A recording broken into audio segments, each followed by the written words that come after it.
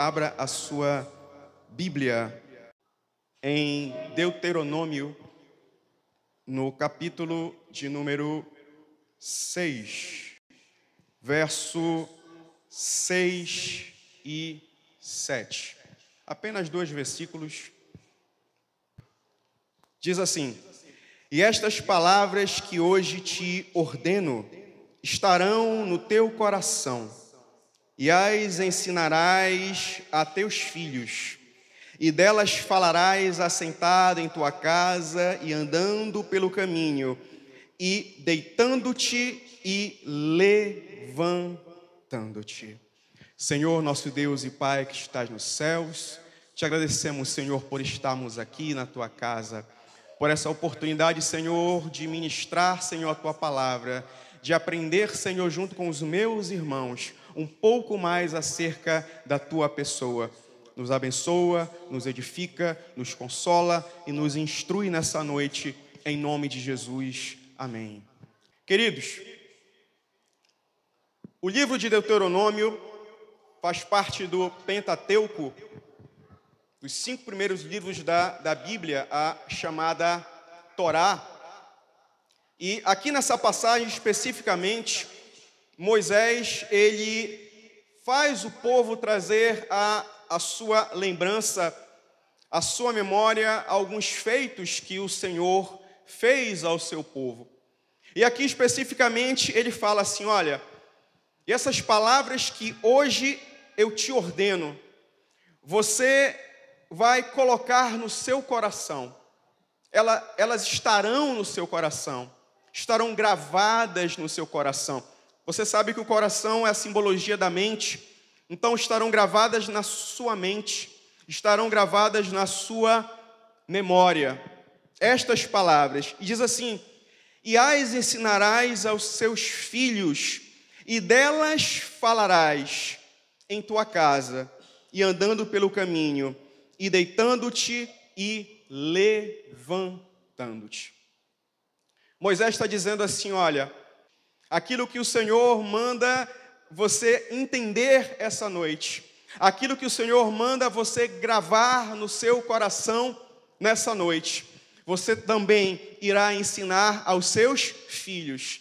E não vai ter tempo, vai ser a qualquer tempo, qualquer horário e em qualquer circunstância. Seja na sua casa, seja na hora do café da manhã, seja durante o almoço, seja durante o jantar, seja naquele momento que você estiver com seus filhos, momento que você estiver na rua, que você estiver no carro, que você estiver no ônibus, que você estiver caminhando na rua, em qualquer tempo, no momento que você for levantar, no momento que você for deitar, ensina aos teus filhos. O tempo todo ensina aos teus filhos. Queridos, nós vivemos um momento muito difícil da nossa sociedade. Nós temos um tempo que nós chamamos de pós-modernidade. A pós-modernidade, ela tem conceitos completamente diversos do que o cristianismo ele prega. A pós-modernidade, ela tem conceitos seculares. O que são conceitos seculares? São conceitos aonde a religião ela é deixada de lado e, consequentemente, Deus é esquecido, a religião ela é rejeitada, a igreja é rejeitada, Deus é rejeitado e os princípios divinos para a sociedade eles são rejeitados. Nós temos uma sociedade hedonista, que é aquela que busca incansavelmente o prazer, a alegria, de forma egoísta, de forma egocêntrica, aonde o ser humano encontra-se no centro e Deus é deixado na periferia, deixado de lado ou simplesmente deixado em lugar nenhum. É esse tipo de pensamento pós-moderno que a sociedade de hoje, a sociedade líquida diz que é aquela que se adequa a qualquer forma. Aquela sociedade que é volúvel, que vive mudando de forma. De acordo com a água, ela vai moldando os caminhos, assim a sociedade vai se moldando às ideologias tortas e malignas deste século. Mas sabe de uma coisa? Talvez para o mundo lá fora isso seja estranho. Talvez para o gentil, o descrente, seja algo que pareça torto. Mas para nós não, porque nós já sabíamos que o amor de muitos esfriaria. Nós sabíamos que neste mundo jaz o maligno, que o príncipe das trevas desse século, ele comanda essa realidade. E nós, como igreja, nós temos que nos posicionar ainda mais. Nós temos que ter uma igreja ainda mais forte. Nós temos que ter uma igreja ainda mais pautada nos princípios bíblicos e nos princípios do Evangelho. Nós precisamos de uma igreja que se alinhe cada vez mais aos princípios do Senhor, aos princípios que a Escritura, que a Bíblia Sagrada nos ensina. E nós precisamos nos alinhar para fortalecer a base da sociedade, que é a família. A base da sociedade é a família. Nós vivemos num país que é um Estado laico. É um Estado onde há uma separação entre Estado e igreja, entre religião e vida pública. Mas ainda assim, a Constituição brasileira, no artigo 226, fala que a família é a base da sociedade. É a base. Então, imagine este prédio aqui onde nós estamos. Se a base não for bem feita, vai começar a dar problema. Vai começar a aparecer rachadura. O prédio vai cair. Agora, imagina se a família, que é a base da sociedade, ela não estiver bem estabelecida. A família não estiver bem solidificada. A família não estiver bem fundada. A sociedade vai entrar em caos. A sociedade vai ruir. A sociedade ela vai começar a balançar, vão começar a aparecer rachaduras. O prédio vai desmoronar, ou vai ficar na iminência de desmoronar. Então precisamos de uma família forte, precisamos de uma família estruturada, para que nós possamos ter uma sociedade estruturada. E tudo começa onde? No lar. Tudo começa dentro de casa. Há uma autora chamada Marlene Guerrato, que ela diz o seguinte, que os filhos, eles não são perdidos na rua. Os filhos são perdidos dentro de casa. Eu vou soltar o meu filho na universidade, como eu já vi muito crente falando isso. Porque o filho vai para a universidade e vai se desviar lá. Não, ele não vai se desviar na universidade. Ele vai começar a se desviar dentro de casa. A universidade vai só completar o serviço.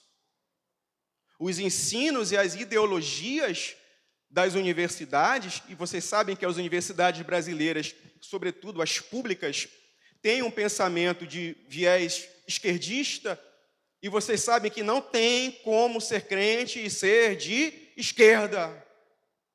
É ilusão. Mas eu sou crente e eu também sou de esquerda. Mas eu também leio a Bíblia e também leio Marx. Mas eu também leio a Bíblia e leio Friedrich Engels.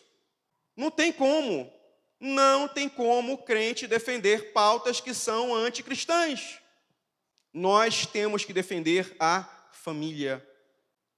Os filhos, eles não são perdidos lá no colégio. Os filhos, eles não são perdidos nas universidades. Os filhos começam a ser perdidos dentro de casa.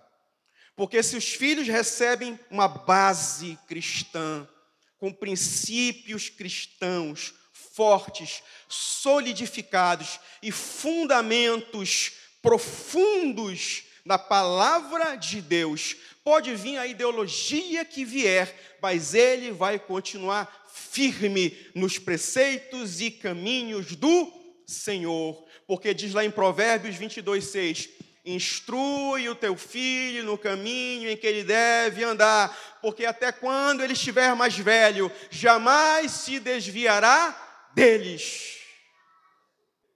Perceba, a palavra do original, instruir, significa dedicar. Veja a profundidade disso. Dedique os seus filhos ao Senhor. Dedicar é entregar ao Senhor. É entregar ao Senhor. Entregue os seus filhos ao Senhor. Mas os filhos são meus. Não, os filhos não são seus, queridos.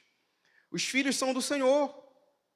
Lá no Salmo 127, no verso 3, diz assim: eis que os filhos são herança do Senhor, e o fruto do ventre, o seu galardão.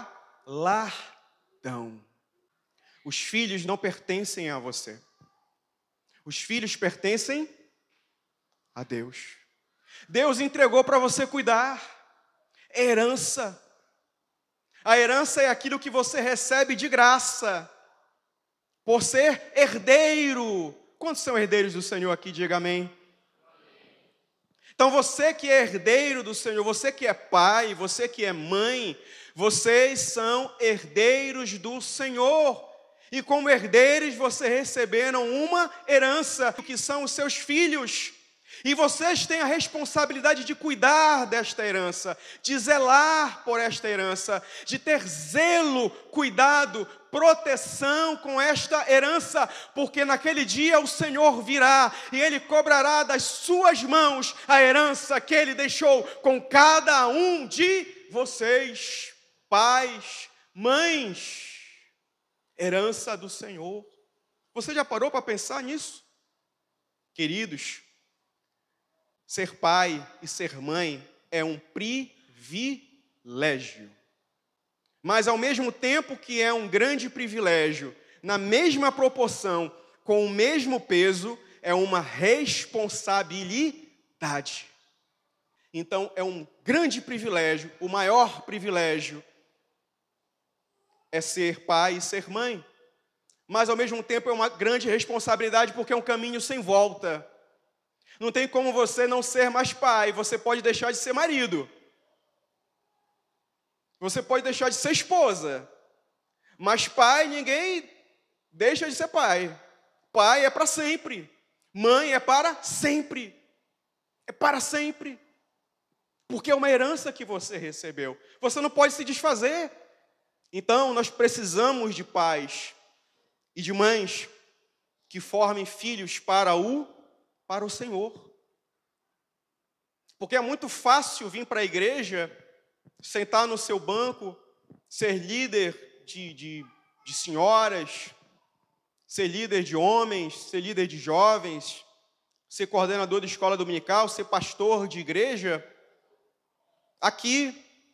Mas a primeira missão do pai e da mãe é pastorear dentro de casa. Se os pais e as mães não pastorearem os seus filhos, o mundo irá guiá-los com os seus preceitos malignos. Precisamos de pais e mães que sejam pastores dentro das suas casas. Precisamos de pais e mães que guiem os seus filhos pelos caminhos do Senhor, que instruam, que eduquem, que dediquem os seus filhos ao Senhor. Precisamos disso, queridos. Lá em 1 Timóteo, no capítulo 5, verso 8, se não me falha a memória, diz que aquele que não tem cuidado dos seus, principalmente dos da sua casa, negou a própria fé e é pior do que os infiéis. O crente pode estar na igreja, pode ser líder de círculo de oração, pode estar pregando no domingo à noite, pode estar cantando nesse púlpito, pode estar fazendo missões, pode estar pastoreando igreja, mas se ele não tomar conta da sua casa, se ele não tomar conta da sua família, ele é um apóstata, ele é um desviado, ele negou a sua própria fé, e ele é pior do que o descrente que está lá no mundo. Primeiro ministério de você, pai. Primeiro ministério de você, mãe. Primeiro ministério de você, esposo. O primeiro ministério de você, esposa, é cuidar da sua casa. É cuidar da sua casa. É interessante que isso remonta aqui o texto que nós lemos. Na época de Moisés, as mães, elas eram as primeiras que ensinavam os preceitos de ética e de moral aos filhos. Até os 3 anos de idade, as mães eram quem cuidava exclusivamente das crianças, meninos e meninas. Os pais nem se metiam. Por quê? Porque elas tinham proximidade a eles por conta da questão do desmame. Então, quando o desmame acontecia a partir dos 3 anos, aí sim, as meninas continuavam com a mãe e os pais, eles passavam a cuidar dos meninos. Aí eles ensinavam a lei e eles ensinavam o seu ofício. Inclusive, nós conhecemos um certo carpinteiro que ensinou a um certo carpinteiro o seu ofício, um carpinteiro chamado Jesus. E ali não tinha Bíblia, meu irmão. Não tinha Bíblia. Não tinha celular. Não tinha aplicativo com Bíblia online. Não tinha internet. Ali era a transmissão oral. O pai tinha a Torá, a lei decorada. E ele declamava para o filho decorar. Olha só que interessante. Por isso que ele fala, dentro de casa, durante o caminho, ao levantar, ao deitar, o tempo todo o pai ficava declamando a lei para que o filho decorasse a lei. Era na base da decoreba, meus irmãos. E assim as crianças iam aprendendo, e assim as crianças elas iam sendo instruídas. Queridos, a missão mais nobre de um pai e de uma mãe é cuidar dos seus filhos. Uma criança, ela não entende quem é Deus. Ela vai entender Deus através da perspectiva dos seus pais. Como é que você vai explicar para uma criança a Trindade? Como é que você vai explicar para uma criança um Deus que é invisível, mas ao mesmo tempo é real? Como você vai explicar para uma criança que Deus é amor, que Deus é perdão? Não vai. A criança vai entender isso através do seu amor. A criança vai entender isso através do seu perdão. A criança vai entender isso através da sua vida, através de quem você é. Você é a lente pela qual as crianças enxergam a Deus. Você consegue entender isso? Você quer ensinar a Deus para os seus filhos? Ame. Você quer ensinar a Deus para os seus filhos? Perdoe. Você quer ensinar a Deus para os seus filhos? Cuide, zele, proteja, trabalhe, seja um exemplo. Porque da forma como você for em casa, a criança vai absorver, porque a mente da criança é como um solo, pronto a ser plantado, pronto a ser cuidado, cultivado, para produzir bons frutos. E você é responsável em fazer a mente da criança produzir bons frutos. Você é responsável para que nós tenhamos lá na frente uma outra geração, uma geração melhor que esta. Você é responsável para que nós tenhamos advogados tementes a Deus. Você é responsável para que nós tenhamos médicos tementes a Deus. Você é responsável para que nós tenhamos arquitetos tementes a Deus. Você é responsável para que nós tenhamos juízes tementes a Deus. Você é responsável para que, quem sabe lá na frente, nós tenhamos prefeitos, governadores, presidentes deste país tementes a Deus. É através de você, pai, e através de você, mãe, que os frutos serão gerados para esta e para as futuras gerações. Eu gosto muito do que Jesus ele fala lá no livro de Mateus, no capítulo 18, verso 1 ao 3. Diz assim o texto: naquele momento os discípulos chegaram a Jesus e perguntaram: quem é o maior no reino dos céus? Chamando uma criança, colocou-a no meio deles e disse-lhes: eu lhes asseguro que, a não ser que vocês se convertam e se tornem como crianças, jamais entrarão no reino dos céus. Isso aqui é a teologia da criança. Isso aqui é a teologia de Jesus. As crianças são um exemplo. O gesto de Jesus pegar uma criança e colocá-la no centro é um gesto muito significativo. Ele está dizendo, olha, a criança tem que estar no centro, porque é através da perspectiva, é através do padrão, é através do modelo, é através do exemplo de uma criança que você, crente, vai herdar os céus. Mas não no sentido de você ser infantil, de ser menino, mas no sentido do amor, no sentido de perdão, no sentido da obediência, no sentido da pureza, no sentido da santidade, no sentido de você respeitar e obedecer ao Senhor. Então, o padrão daqueles que hão de herdar a salvação é o padrão de uma criança. É a teologia de Jesus. Vocês hão de concordar comigo que Jesus ele poderia ter nascido como um adulto já feito, não poderia? Poderia. Jesus ele iniciou seu ministério aos 30 anos. Então, Jesus ele poderia ter vindo a este mundo, encarnado nesta realidade, nesta vida, já como um adulto de 30 anos.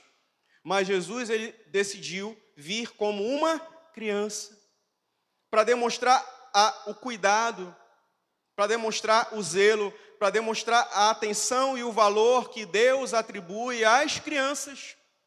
Porque Jesus ele nasceu do ventre de uma mulher, e Jesus ele foi cuidado por uma mãe, Jesus ele foi cuidado por um pai socioafetivo, porque José não era o pai biológico, mas era o pai do coração. Jesus recebeu carinho, Jesus recebeu o amor, Jesus recebeu a atenção devida que os pais devem dar a uma criança. Então, o maior exemplo que nós temos de uma criança ser cuidada e ser tratada é o próprio Senhor Jesus. É a teologia da criança. É o exemplo do valor e do cuidado que Deus tem para com as crianças. E eu encerro. Primeiro conselho: ensinar aos filhos quem é Deus. Você, pai e mãe, nós já falamos isso brevemente, mas você, pai e mãe, tem uma tarefa de instruir os seus filhos e de apresentar aos seus filhos quem é Deus. Porque é através de vocês que os seus filhos conhecerão e terão a perspectiva de quem é o Senhor. Através do seu amor, do seu cuidado, da proteção que você atribui aos seus filhos, que você dá aos seus filhos.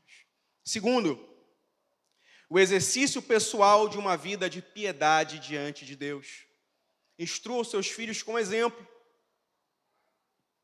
Se os seus filhos verem você no celular, eles vão querer fazer o quê? Usar o celular. Se seus filhos verem você o tempo todo na Netflix, eles vão querer o quê? Ver Netflix. Irmãos, instrua através do exemplo. Se você for amoroso com a sua esposa, se você apoiar a sua esposa, se você for gentil com a sua esposa, se você ter cuidado com a sua esposa, o seu filho vai absorver isso, porque a mente dele é um solo fértil, pronto a aprender. E ele vai ter esse mesmo procedimento aonde? Com os coleguinhas na escola, depois com os amigos na faculdade e depois com a sua futura esposa. Agora, se o lar for um lar desagregado, um lar desestruturado, um lar onde não há diálogo, um lar onde só há brigas, um lar onde não há entendimento, ele vai reproduzir isso lá fora também. Então, ensine através do seu exemplo. Terceiro, são 5. Instruir a criança segundo a palavra de Deus. Isso aqui nós já falamos. Nós precisamos resgatar os princípios da palavra de Deus dentro das famílias. Tem família que vem para a igreja, que está o tempo todo na igreja, que não falta culto, mas em casa não abre a Bíblia. Em casa não tem culto doméstico. Irmãos, precisamos resgatar culto doméstico. Precisamos resgatar o momento em que o pai ele abre a Bíblia, ele lê a Bíblia e comenta a Bíblia junto com a esposa, e os dois têm um momento de devocional, de oração, de louvor, de conciliação, de perdão, de entendimento, de instrução dentro de casa. Você precisa instruir, como diz lá em Deuteronômio, dentro de casa, durante o caminho, ao levantar, ao deitar, o tempo todo. Instrua as palavras desta lei aos seus filhos. Quarto, orar pelos filhos. Meus irmãos, sem oração não tem combate. Crente que não ora, não tem como. Crente que não ora pode ser qualquer outra coisa, menos crente. Você tem amizade com alguém se você não conversar? Não. Tem 5 anos que a gente não se fala, mas quando a gente se vê, é aquela amizade. Mentira, não é amizade. Amizade tem conversa. É impossível você ser amigo de uma pessoa se você não tiver diálogo. Você pode ser colega, você pode gostar da pessoa, você pode ter afinidade por ela, mas amigos conversam. Mesma coisa dentro de casa. Não existe casamento que resista se não houver conversa entre o casal. Tem que conversar, tem que dialogar, tem que ter bate-papo, tem que ter ADR, discutir relação. Assim é com Deus. Nós temos um relacionamento com Deus. Deus é seu amigo. Deus é seu noivo, porque você é a igreja do Senhor. Então, se você não orar, você não dialoga com Ele. Se você não orar, você não conversa com Ele. Se você não orar, não há vida, não há relacionamento com Deus. Oração é relacionamento com Deus. E se você não ora, você não está se relacionando com Ele. E se você não está se relacionando com Ele, você não é crente. É simples assim. E nesse momento que você estiver orando, ore pelos seus filhos. Ore pelos seus netos. Ore pelo seu marido. Ore pela sua esposa. Ore pelos seus, porque aquele que não tem cuidado pelos seus negou a sua fé e é pior do que o infiel. E por fim, o exercício da disciplina. O último conselho, o exercício da disciplina. Provérbios, ele traz diversas passagens onde fala da correção, da vara, da disciplina relacionada aos filhos. Mas veja que disciplina não tem a ver com punição necessariamente. Disciplina é refrear. Disciplina é impor limites. Disciplina é estabelecer regras. E como é que você refreia? E como é que você impõe limites? E como é que você estabelece regras? Como? Através do diálogo, através da conversa, através do amor. Então, a disciplina com amor, disciplina com cuidado, disciplina com diálogo, não necessariamente com punição, mas com estabelecimento de limites e de regras. Não esqueça que ser presente vem antes de dar presente. Ser presente vem antes de dar presente. Tem muitos pais que querem comprar os filhos com presentes. Vocês sabiam que, em média, os pais, eles dialogam, conversam com os filhos menos de 17 minutos por semana. Menos de 17 minutos por semana. São pais ausentes. Então, seja presente na vida do seu filho antes de comprá-lo com presente. Presente não compra amor. Presente não compra respeito. Presente não compra a honra que o seu filho deve a você. E ainda, o relacionamento, ele vem antes de regras. Porque se você só impor regras, você só impor limites, sem conversar, sem dialogar, os seus filhos não irão levar você a sério. Eles vão atender não por amor, mas por medo, por temor, porque você impôs, porque você foi lá e impôs a ele determinada regra ou determinado limite. Agora, quando você conversa, quando você é amigo do seu filho, amiga da sua filha, ele vai lhe atender não porque ele tem medo, e não porque é uma imposição, mas porque ele verdadeiramente lhe ama. Amém? Quantos recebem essa palavra aqui, diga amém. Que o Senhor ele possa ficar no meu coração e no seu coração, e que essa palavra ela possa frutificar na minha vida e na vida de cada um de vocês, em nome de Jesus.